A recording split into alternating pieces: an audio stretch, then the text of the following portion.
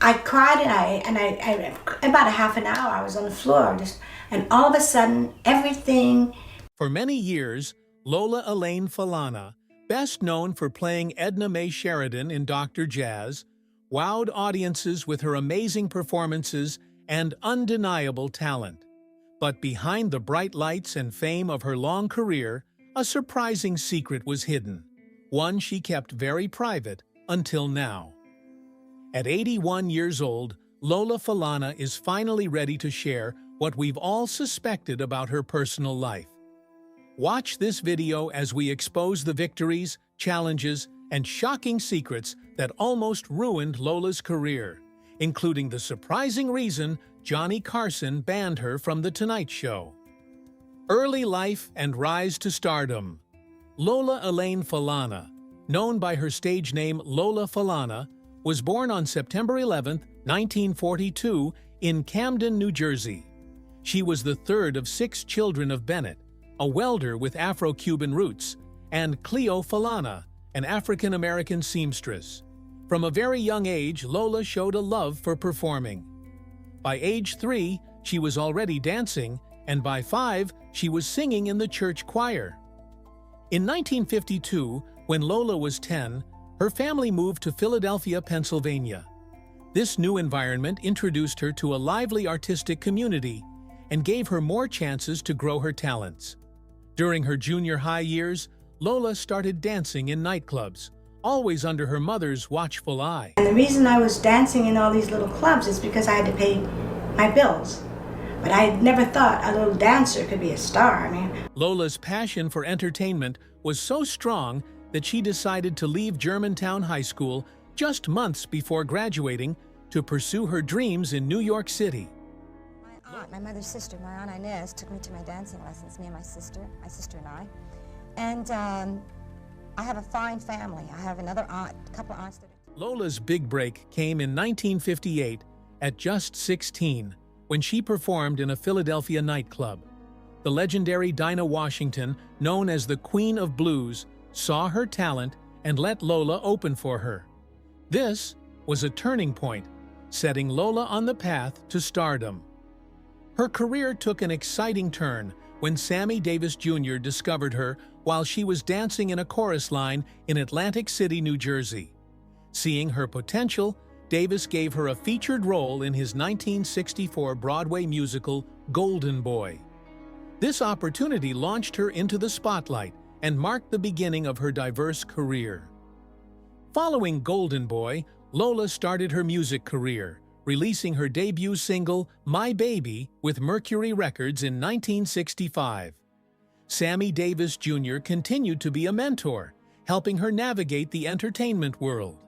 In 1966, Davis cast Lola in her first film role, A Man Called Adam, alongside stars like Davis and Cicely Tyson. This opened more doors for Lola, including a successful stint on Italian television and in films. By 1966, Lola had become a major star on Italian TV, showcasing her talents beyond American borders. Lola Falana's ability to learn Italian fluently won the hearts of audiences in Italy, where she starred in 3 movies, including a spaghetti western. Her performances on the popular TV show Sabato Sera with renowned singer Mina earned her the nickname Black Venus. While her career in Italy thrived, Lola also toured with Sammy Davis Jr., showcasing her singing and dancing skills around the world. She even reprised her role in the revival of Golden Boy in London, proving her status as a true triple threat in entertainment. In 1969, Lola decided to end her close working relationship with Sammy Davis Jr., wanting to establish her own identity. She told TV Guide, "If I didn't break away, I would always be known as the little dancer with Sammy Davis Jr. I wanted to be known as something more." Her decision paid off in 1970 when she made her American film debut in The Liberation of L.B. Jones, earning a Golden Globe nomination for New Star of the Year, solidifying her rising star status. That same year, Lola became the first Black woman to model for Fabergé's Tigress perfume ads and posed for Playboy magazine, challenging societal norms with confidence. Early in her career, she starred in several blaxploitation films, reflecting the cultural climate and limited opportunities for black actors at the time. However, her talent and versatility allowed her to surpass these limitations and create a unique path for herself. American TV audiences got to know Lola Falana in the early 1970s through frequent appearances on shows like The Joey Bishop Show and The Hollywood Palace. Her musical, dancing, and comedic talents captivated viewers, leading to more television opportunities. In 1972, on her 30th birthday, Bill Cosby hired her as the first supporting player for his variety show, The New Bill Cosby Show. Cosby had known Lola since his college days when he was a struggling comic and she was a teenage dancer in Philadelphia nightclubs. Their long-standing connection helped Lola secure this significant role, allowing her to showcase her talents to a broader audience. With Sammy Davis Jr.'s support, Lola brought her electrifying act to Las Vegas, quickly becoming a top attraction on the Strip. By the late 1970s, she earned the title Queen of Las Vegas, performing to sold-out crowds at prestigious venues like the Sands, the Riviera, and the MGM Grand Hotels. Her success peaked when the Aladdin Hotel offered her $100,000 per week, making her the highest-paid female performer in Las Vegas. Her show ran for 20 weeks each year, becoming a major tourist attraction. Personal life. During the height of her career in the mid-1960s, Lola was caught in a scandal that brought her personal life into the public eye. Between 1965 and 1968, she had an affair with her mentor, the famous Sammy Davis Jr. This affair became known after Davis admitted it to his wife, Mae Britt, which eventually led to their divorce in 1968. This situation brought unwanted attention to Lola's private life, which had mostly been kept out of the spotlight. Looking for stability, Lola married Feliciano Butch Tavares Jr. in 1970. Butch was part of the popular R&B and soul group Tavares. However, their marriage did not last, and they divorced in 1975, leaving Lola to face the challenges of single life in the demanding entertainment world. At 45, Lola received a devastating diagnosis: multiple sclerosis, MS, a chronic disease that affects the central nervous system. This was a huge shock to her, as she had always maintained a highly physical performance schedule. She later spoke about how the disease clashed with her high-energy lifestyle, noting that a large part of her act involved dancing and constant movement. Lola's battle with MS was difficult. She first noticed subtle changes in her body in 1987, but dismissed them as minor. However, one morning, she woke up to find the entire left side of her body paralyzed. She lost sensation in her muscles, chest, vocal cords, tongue, and even her feet and toes. She had trouble hearing, seeing, speaking, and had no feeling in her left arm. Lola described feeling like half of her body was dead. Despite the severe effects of MS, Lola refused to let it define her or limit her independence. She was determined not to use crutches, canes, or any assistive devices, saying she would rather crawl than rely on them.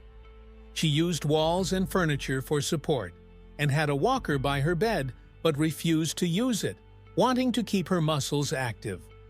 Lola's recovery was not just physical, but also deeply spiritual. She credited her faith for giving her the strength and resilience to overcome her challenges. She admitted that she had not been very religious before the diagnosis, but she increasingly relied on her inner spiritual world for support, which she believed prepared her for this challenge. When Lola received her diagnosis, she remained calm and confidently told her doctor she would be wearing high heels again within a month, and she did. With the help of a therapist and her strong determination, Lola started a challenging journey to regain her physical abilities. From the second week after her diagnosis, a therapist visited her apartment daily to assist her recovery. Lola worked with the therapist for several months, knowing she needed to rebuild her muscle tone. In a year and a half, Lola faced 4 relapses with MS, but she declared that her last attack was in February 1988 and that it would be the final one. Her journey with MS not only changed her physically, but also deeply affected her spiritual beliefs and sense of purpose. After her last relapse, she reached a new state of mind, deciding that she needed to take control of her condition, finding strength in her faith. In the following months, Lola walked for an hour every night and went to the gym almost every afternoon, determined to stay active. Her recovery led her to embrace Roman Catholicism and devote her life to helping others. She declared herself fully recovered and was excited to return to the stage, starting with a performance at the Sands Hotel in July of that year. Though she was glad to get bookings around the country for 1990, she didn't want to only do nightclubs or constantly travel. Many people associated her name with MS and thought she was always sick, but she felt it was her duty to show them she was well. Lola's new spirituality inspired her to support others with MS. Once she could walk and drive again, she began visiting patients in their homes. Word spread quickly, and people started reaching out to her, saying they knew someone with MS who would love to meet her. Lola formed a close network of about 20 individuals she visited regularly, becoming friends and extended family. She often had dinner with their families and developed a large phone network, calling patients across the country to connect with them. Lola's MS relapse was severe, leaving her left side paralyzed, partially blind, and with impaired speech and hearing. Her recovery took a year and a half, during which she spent much time praying and seeking spiritual guidance. Lola credited her recovery to a profound spiritual experience, feeling the presence of the Lord. Nothing will be the same again, and nothing has been the same or will be, because whatever God says... This transformative experience led Lola to convert to Catholicism and speak openly about her faith, chastity, and spiritual commitment, hard-won lessons from her journey. Now a devoted Catholic, Lola dedicated her life to sharing the miracle of her healing, urging audiences to embrace God. She often said, "I am not a star. I don't want to be called that vain word." Ban from The Tonight Show. Throughout the mid-1970s, Lola Falana's star continued to shine brightly. She made frequent appearances on popular TV shows of the time, becoming a well-known figure in the entertainment world. Among her most memorable moments were her visits to The Tonight Show, starring Johnny Carson, where she displayed her skills alongside the famous late-night host. Lola and Johnny had great on-screen chemistry, and their playful exchanges always entertained viewers. Lola had a knack for keeping up with Johnny's quick wit, making their interactions both fun and engaging. One particular episode with Lola became legendary. During the show, Lola suddenly announced, "Johnny, I've always wanted to do this." She then got up from her chair and walked over to Johnny's desk, a place usually reserved for the host. Lola boldly sat on the desk, prompting the camera to capture a unique angle, showing Lola from behind while keeping Johnny in view. What happened next sparked much speculation. Lola did something that seemed to catch Johnny off guard, causing him to appear visibly surprised. The audience was left guessing about the details, with some rumors suggesting Lola had briefly exposed herself, leaving Johnny momentarily flustered. After this infamous episode, Lola's manager publicly stated that she was no longer welcome on The Tonight Show, where Johnny was hosting. However, the real reason for her ban had nothing to do with the rumored incident. Instead, it was related to her close friendship with Wayne Newton, who had been involved in a long-standing feud with Johnny Carson. Despite this, Wayne Newton had made over 30 appearances on the show, maintaining a professional relationship with Carson. However, their relationship changed dramatically after Wayne Newton succeeded in purchasing the mob-controlled Aladdin Hotel in Las Vegas. Feeling betrayed and deceived, Johnny Carson began making jokes about Newton in his monologues, with other comedians joining in to mock Newton's masculinity. Newton stated, "He was very angry with me and started making jokes on his show about my lack of manhood, I guess is the best way to say it. There was no real reason for it. It was just him being upset that I ended up with the hotel." To stop the jokes, Newton claimed he once barged into Carson's office unannounced and threatened to confront him if the mockery didn't stop. Though the jokes did end, Newton's acquisition of the Aladdin Hotel soon turned into a nightmare. Alleged connections to organized crime further damaged his reputation and overshadowed his achievements. Lola Falana wasn't the only celebrity who allegedly found herself banned from The Tonight Show during Johnny Carson's time as host. Actor William Shatner also reportedly faced a ban after a mid-1980s appearance where he was thought to have dominated the conversation, leaving Carson feeling overshadowed and resentful. In a more well-known case, comedian Joan Rivers, who had frequently filled in for Carson in the 1980s, was permanently banned after she launched her own competing talk show on Fox in 1986. Despite her attempts to make amends with Carson, he refused to reconcile, ending their friendship and her appearances on the show she once loved. It became clear that, despite his public image as a kind and generous person, Johnny Carson could hold long-lasting grudges against those who upset or crossed him. Besides Joan Rivers and William Shatner, Brad Garrett from Everybody Loves Raymond also experienced Carson's wrath. Garrett allegedly faced a ban after refusing to change his stand-up routine during a Tonight Show appearance, highlighting the high price of defying Carson.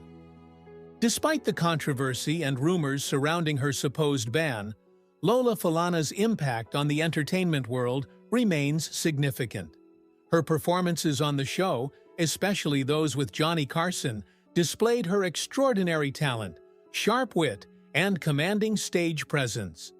Though the exact reasons for her alleged ban may never be fully known, the stories and speculations only add to Lola's enigmatic legacy as a performer.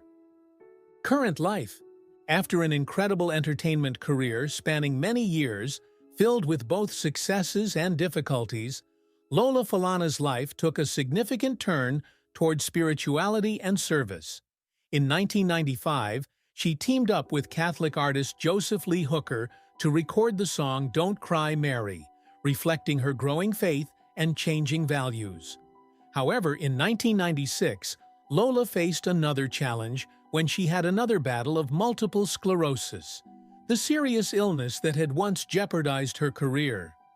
This time, she went back to Philadelphia to find comfort and support from her parents while dealing with this health issue. Performing had once been Lola's main passion, but her priorities changed. She decided to leave the spotlight, no longer seeking the admiration that had driven her ambitions. Instead, Lola started a new journey focused on hope, healing, and spirituality. With a renewed sense of purpose, she began traveling across the country, sharing her story of resilience and faith. Her experiences, the successes, setbacks, and transformative moments became a source of inspiration for those looking for guidance. Lola's dedication to service led her to establish the Lambs of God ministry, which aims to support orphaned children in sub-Saharan Africa. She has worked closely with Save Sub-Saharan Orphans, putting her efforts into making a real difference in the lives of those facing severe hardships. Now living a quiet life in Las Vegas, Lola dedicates herself to the ministry's work, spending her days in acts of service, prayer, and a deep commitment to the values that helped her through tough times. Although Lola stepped away from the limelight, her love for music never diminished. In 1997, she performed one last time at Wayne Newton's Theater in Branson, Missouri. The second coming of Christ. And you look at all these weather phenomena happening, everybody's saying, what's going on, what's going on?